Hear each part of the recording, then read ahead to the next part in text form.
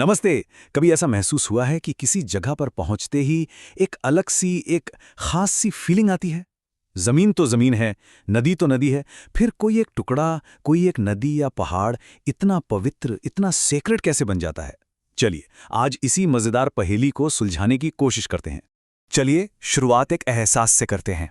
कुछ जगह ऐसी होती हैं जहां जाकर एक अलग ही महसूस होता है, जैसे वहां की हवा में ही कोई शांति हो या कोई दिव्य शक्ति हो। ये वो सवाल हैं जो हजारों सालों से पूछा जा रहा है, और आज हम सब मिलकर भारत के कोने-कोने में इसके कुछ गहरे जवाब ढूंढेंगे। तो चलिए इस रहस्य को सुलझाने की कोशिश करते हैं। और सबसे पहले ये समझना जरूरी है कि पवित्र या सेक्रेड होने का असल में मतलब क्या होता है।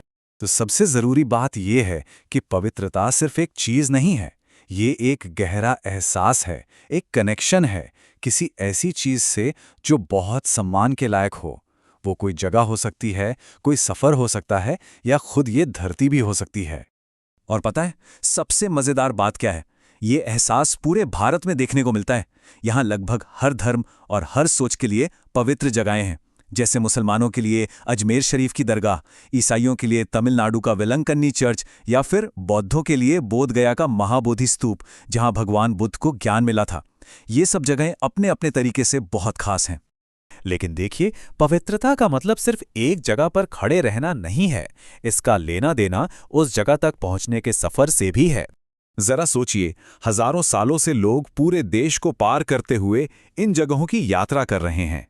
और ये कोई घूमने फिरने वाली ट्रिप नहीं होती थी, ये गहरी आध्यात्मिक यात्राएं थीं जो अक्सर लोग पैदल ही पूरी कर लेते थे, बिना किसी आज के जमाने की सुविधा के। इन पवित्र जगहों के लिए एक बहुत सुंदर शब्द है, तीर्थ। इसका मतलब है पार करने की जगह। जैसे हम नदी का किनारा पार करके दूसरी तरफ जाते हैं ना, ठीक वैसे ही तीर्थ एक ऐसी जगह है जहां इंसान अपनी रोजमर्रा की दुनिया से एक आध्यात्मिक दुनिया में पार जा सकता है। कितना गहरा मतलब है ना?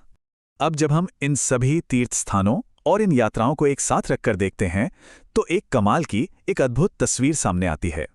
ये पवित्र स्थान नक्शे पर बस कुछ रैंडम बिंदु नहीं है, बल्कि एक विशाल नेटवर्क की कल्पना कीजिए जो पूरे देश को एक धागे में पिरोता है।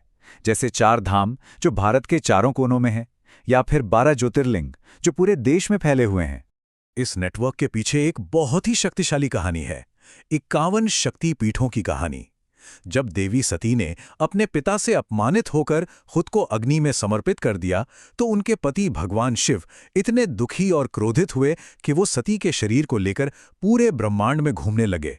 दुनिया को बचाने के लिए भगवान विष्णु ने अपने सुदर्शन चक्र से सती के शरीर के 51 टुकड़े कर दिए, और जहां जहां ये टुकड़े गिरे वो जगहें पवित्र शक्ति पीठ बन गईं। इस कहानी का और इन नेटवर्क्स का असर ये हुआ कि लोगों के मन में ये पूरा देश, ये पूरी भूमि ही देवी माँ का शरीर बन गई। यानी ये जमीन खुद ही पवित्र हो गई। और हाँ, ये पवित्रता सिर्फ मंदिरों या पूजा की जगहों तक सीमित नहीं है।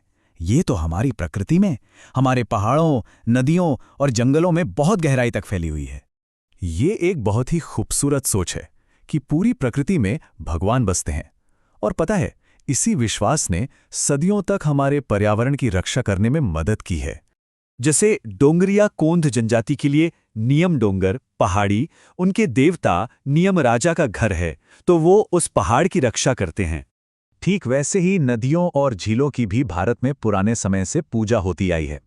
ऋग्वेद में तो नदी स्तुति सूक्त नाम से एक पूरा भजन ही है जो सिर्फ नदियों की तारीफ में लिखा गया है। और तो और कुछ खास जंगल भी हैं जिन्हें पवित्र उपवन या सेक्रेड ग्रोव्स कहते हैं। उन्हें देवताओं का घर माना जाता है, इसलिए कोई उन्हें काटता नहीं। और आज ये जंगल बायोडायवर्सिटी के हॉटस्पॉट बन गए हैं। और ये सारी बातें हमें आज के समय के एक बहुत ही मुश्किल और जरूरी सवाल पर लाकर खड़ा कर देती हैं। यहाँ एक अजीब सी पहेली है।